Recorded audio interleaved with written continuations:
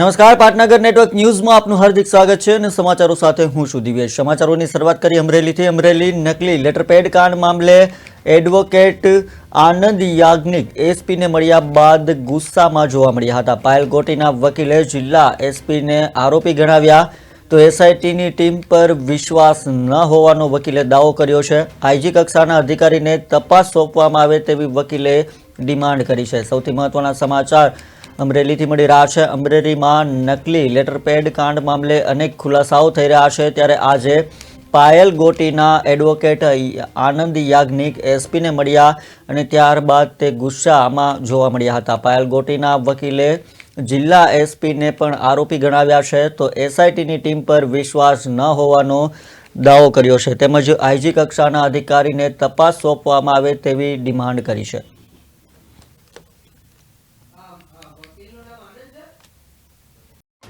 Police અધિક્ષક જ્યારે મુખ્ય ગુનેગાર હોય ત્યારે એ મુખ્ય ગુનેગાર માનવ અધિકારોના ભંગ માટે સીટ ટીમે એ નિષ્પક્ષ તપાસ માટે નહીં, પોતે ગુનામાંથી મુક્ત છે તેને માટે કરે। એટલે પોલીસ અધિક્ષકના હાથ નીચે કામ કરતા ડીવાયએસપી ને પોલીસ કર્મચારીઓની સીટ ટીમીને જે ન્યાયપ્રિયતા છે તેમાં અમને કોઈ વિશ્વાસ નથી, એની નિષ્પક્ષતામાં વિશ્વાસ નથી। એટલે સીટ દ્વારા થતા મેડિકલ એક્ઝામિનેશનમાં પણ અમને વિશ્વાસ નથી। બીજું, આ દીકરીનું પગનું તળિયું તમે અત્યારે પણ જોઈ લો, એને મારી ક્યારે? 29મી તારીખે। તમે સીટમાં મેડિકલ એક્ઝામિનેશન ક્યારે કરો છો? તો 10 દિવસ પછી 7મી તારીખે।